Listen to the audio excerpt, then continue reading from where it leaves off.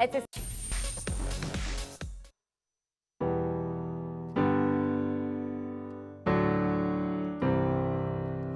Hello, Nigeria. There's no better place to be, so don't you ever change that dial. What's up, everybody? It's Kabam Zasukwa, and you're watching Hello, Nigeria. All right, you're welcome back. And we have a phenomenal woman, hence a big smile on my face. I smile all the time, but today it's a bit bigger.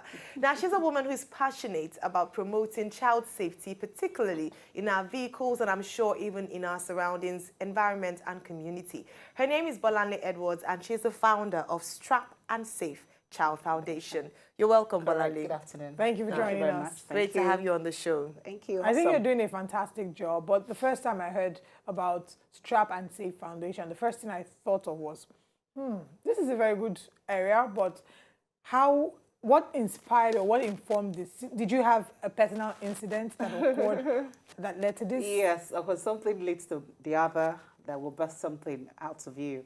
It's something I've probably been pregnant with for so many years. I've seen children being transported not too good on our roads. And then again, I had a waiting years after getting married. I think I waited for about 7 years of having my first child. And through that period, I was just looking around and thinking, okay, what do I do with these children? And that came up. And after I had my kid in America, I saw how very passionate and, you know, they're so very careful of how you take your child out of a hospital. You have to bring your car seat, and they will have to look at the car seat even before it's finally approved and the child is, you know, released. And I looked at all this, put it together, came back home, and I told myself that I have to start something on this. Then the last straw that finally broke the horse's back was when I saw a guy drive his son. He was driving a bus. I had on a Sunday morning, I was going to church. He had the son right on his lap, and he was driving, and something just totally died in me. And I said, yes, now I think I need to do something. Because I was finding myself having to flag down people on the road. No, strap that child, that child is going to, you know. So I said, okay, I think I need to get more informed and also have a firmer and support from agencies that are involved in this. So I went to meet the FRSC, and I've been getting support with them. We collaborate. When you tell people, strap that child. You know, some of them look with, oh, I should strap the child. And it's nothing new to them. Okay, sit down. And, you know, there are times that the child is right in between the father, the mom, in front.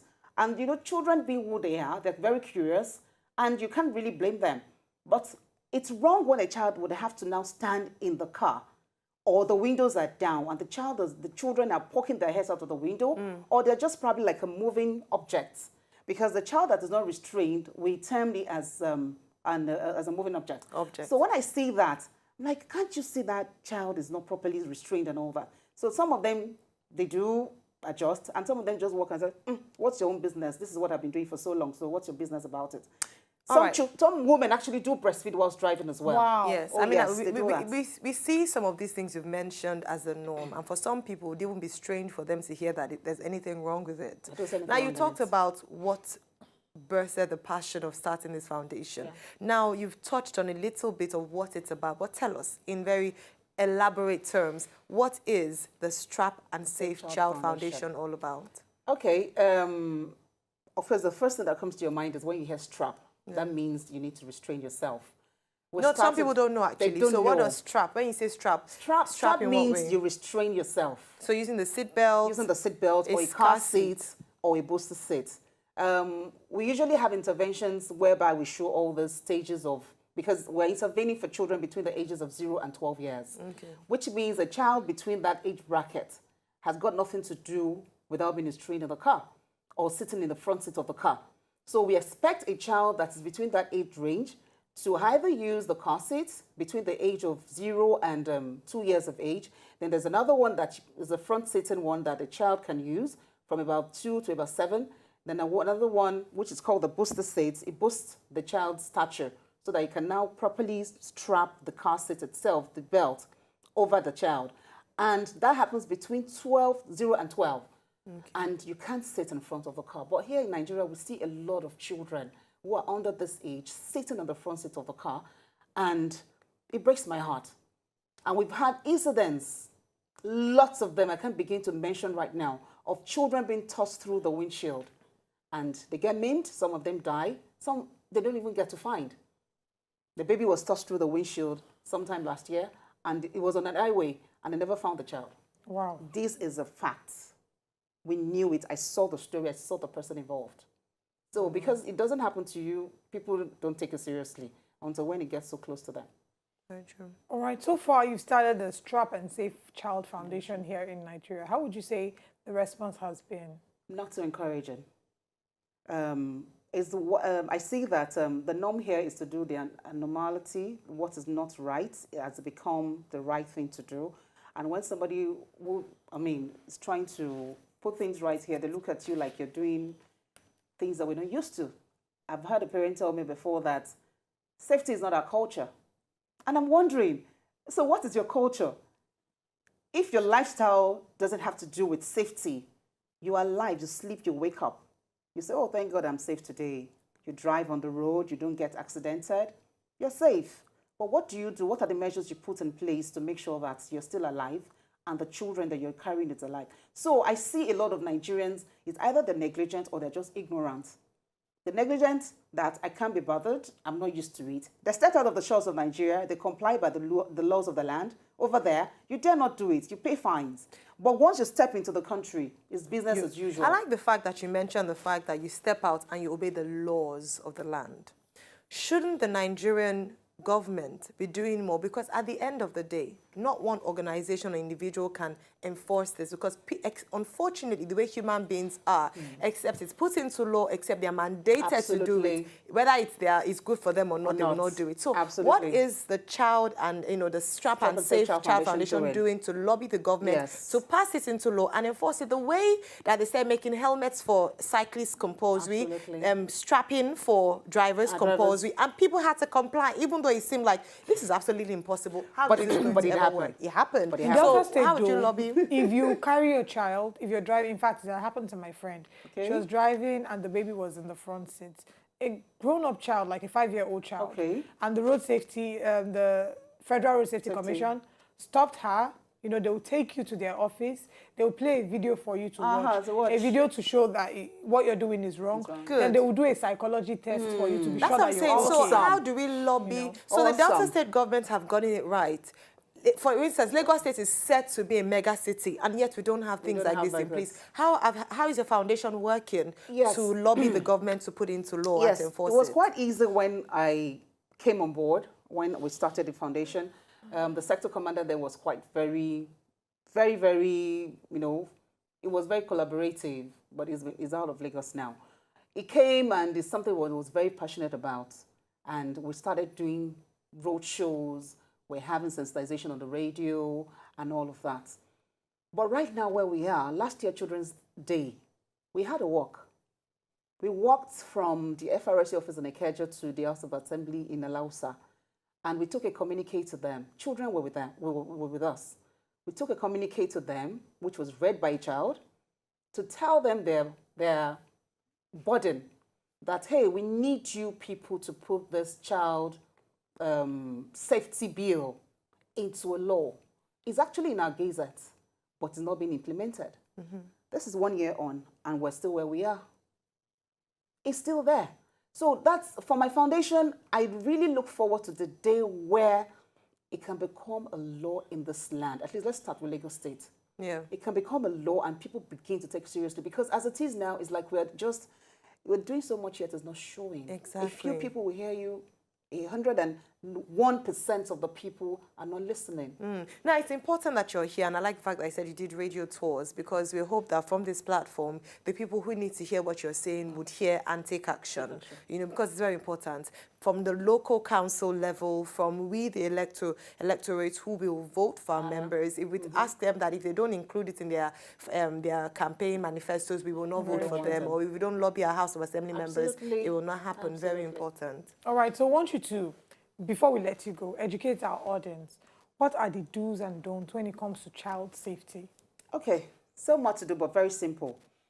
If you must drive a child in a car, the first thing to do, depending on the age of that child, for a baby, you have a car seat, And there are different types of car seats, not just any kind of car seat that you use to rock a child. If that car seat is not a sturdy one, you can't use it. But the proper ones that they sell in shops that are accredited, you can buy from there and make sure that child is properly strapped in that vehicle. I mean, we have YouTube and the rest now. You can just Google and see how these things are being used. So there's a particular one for 0 to 2, and there's another one for 2 to about 9, and another one that you can adjust for that child till about 12. Now, if you must put that child in the vehicle or children, because I've heard all kinds of excuses. Oh, I have 4 children, I have a salon car, I can't afford to buy an SUV. But your family is growing, and you need to know that, of course, the resources around you too must grow. And because we do not really take safety as something important, there's a saying that we talk about in the safety world. We say road safety is no accident. If anything happens to you, it's only when you get to your destination alive. That's when you've driven safe. You are the only sane person. Everybody around you is mad. That's what they say. So you have to be very careful. So for that child or the children that you're going to carry in your car, they must be safely strapped in the vehicle, and they have no business sitting in the front seat of the car. Then your car seats, child lock. We've had a case a year ago that a child was almost being abducted in traffic on Allen Avenue. True story. A last man came to the rescue. Thank God that child was trapped. If it wasn't, the child would have been abducted and they would have been asking for ransom. These are things that we need to take. Okay, if you're not even thinking about the safety, what about the security of that child or the children?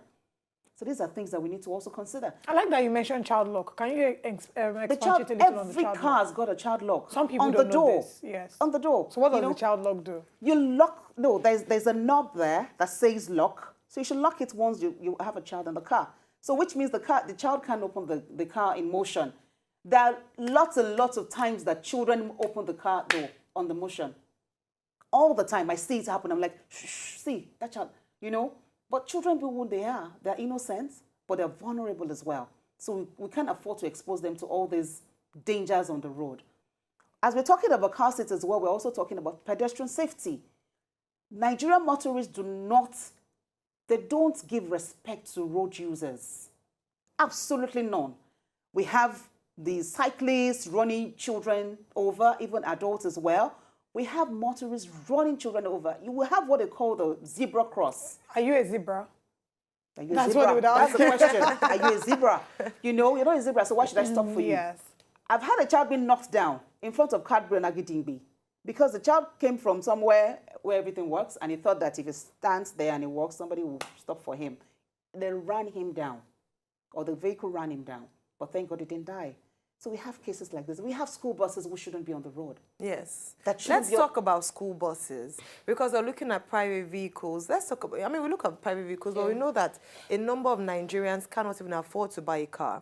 How about child safety in public buses? Child safety, and these are government-owned buses. So if we're asking the government to do something for private users, and they've not even fixed their own... How much more? So we're looking at child safety in public buses, child safety in school buses, because they also have been gone through a certification or an approval process. So what should they be doing differently? I agree with you. Lagos State, I must give it to Lagos. Lagos State is doing a lot to make sure that drivers and the vehicles they drive are in good condition, and of course a very perfect state of mind as well. How about those who lap their children in the buses? Oh, they do that all the time. But let's talk with the school bus, because it's actually it's like, how will I put it? It's a tall order. We are talking to private people. It's still it's a chore. Not to now think of having to deal with those people who don't even know what you're talking about. They see that the light is green, is red, and they're moving. So whoever comes in their way, you are in trouble. So we are dealing with the private. Then we now go to the, so to speak, we can't really term school buses as commercial, but you have different children from different backgrounds being put in one bus from probably the same school. Or there's some other people that run logistics for schools that the vehicles are not being owned by the school, but it's owned by this logistics company. Now, question is, do they comply by the rules that every child in that car, take for instance an 18-seater bus, do they use the seatbelt? Or the question I should be asking is, are those buses do they really have seat belts on them? That's the first question. Because that's the first question. Because most of the time, they're not bought brand new. And there are times that you actually see, even in private cars, people have used their seatbelt to tow vehicles and they don't get them replaced. It's only in this country I see people cut off seatbelt to tow vehicles. Fine, you had to do that because you wanted something, you know, instantly done for emergency case. But what happens when or if you involve yourself in an accident and you get involved in an accident? What happens to you? So really, for school buses, we are taking a bold step this year to make sure the government is really fully involved. School drivers should be involved in thorough training. I know some of them do this, but the kind of training they're giving to them doesn't really include, oh, make sure that when you carry that child. I'll give you 2 scenarios. 2 kids that went on an excursion, 2 kids fell off a moving school bus. They fell off. When I heard the story, I was totally something that I said, why would this kind of thing happen? So I got the school name, I got the hospital where the children were taken to, and of course, Nigeria being who they are, they were trying to now cover up the story. I went to the private hospital, they told me that they're taking them to Lassuth. I went to Lassuth and looked for the children. I couldn't get any information concerning these children. At the end of the day, we found out that the mother happens to be a relative of the school owner. And you can't cry more than the bereaved. And guess what she said? Thank God, though, my pikin no die. So make we just leave him. One child broke his leg. The other one had bruises. They were in the hospital for quite a while. I heard that and I was like, where will I start from? The second one happened about 3 months ago. The school bus break. The bus had a brake failure and they ran into a ditch.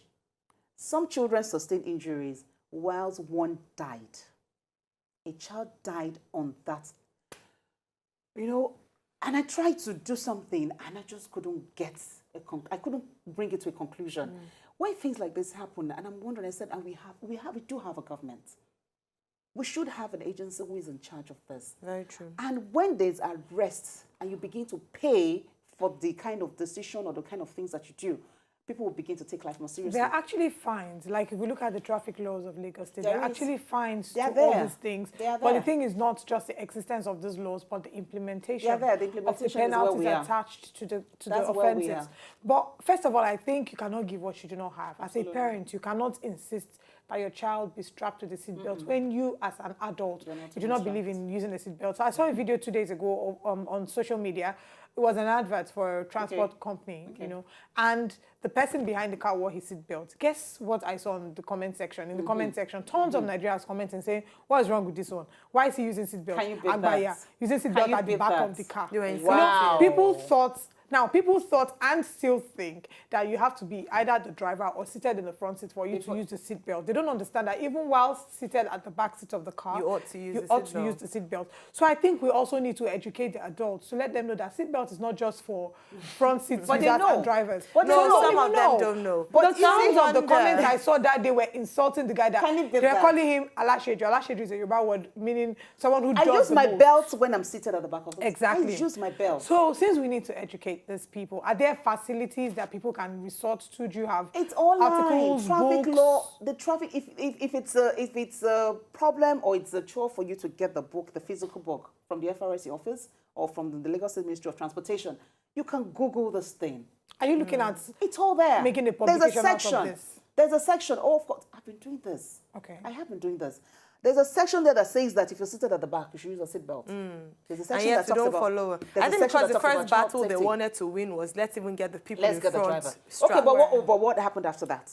went to So sleep. allow that to exactly, because a lot of time, thankfully, we've now initially it seemed like a weird idea that a bus driver would strap himself like where in Nigeria. And guess what? They're not properly strapped. They're not, but at least They just hold it They over, just hold that and thing. the Once moment they they see an pass a FRSC checkpoint, they they just take it off. out. Even our very learned, the MBA holders of this world, they will tell you, I'm just driving within the estate and I'm not going so far. Yeah. And the child is there, the baby is there, and the mother is there. In fact, there was a time I saw a guy who was driving and he tucked a boy right beside here and had two people in front. He should be arrested. You want to be arrested. I was like, what? So I take pictures and Yeah. I'm putting my report together. That's very good. We cannot wait for the report to be out because sometimes people need to see the reality, They need to see the reality. of the consequences of their actions for them to change their mindset, and start to change their behavior. Absolutely. Thank you so very much indeed for coming. Thank you We've so had much. the pleasure of the founder of Safe and Strapped Child Foundation, Mrs. Bolanle Edward, who is passionate about child safety, particularly whilst they're in motion. Ladies and gentlemen, we hope that you have been convinced and suitably so that when if you have children or you know anyone who has children, you will carry the message of strap and safe to them wherever you are. Before we let you go, I just saw a picture of you holding a book. That wasn't me, one of my directors. Okay. And we presented the book to a school in Lekki. All right, but it's not a book you wrote. No, it's not mine. Okay. The supporters. Okay, great. Yes. All right, wonderful. Thank you very much for You're coming. welcome. Do you have a Thank social media you. account where people can follow? Yes, we do. We have Strap and Safe Instagram. Strap and Safe. AND Safe. Okay. Then, of course, we have a website as well, strapandsafechildfoundation.com. All right, strap and everything strap and safe. Yes. All right, wonderful. Thank you very much. Thank Bolanle you, Edward. too. Thank you. To enjoy more of these our Ogbonge videos when you just watch, press this button to subscribe on top of our YouTube page. You go love am.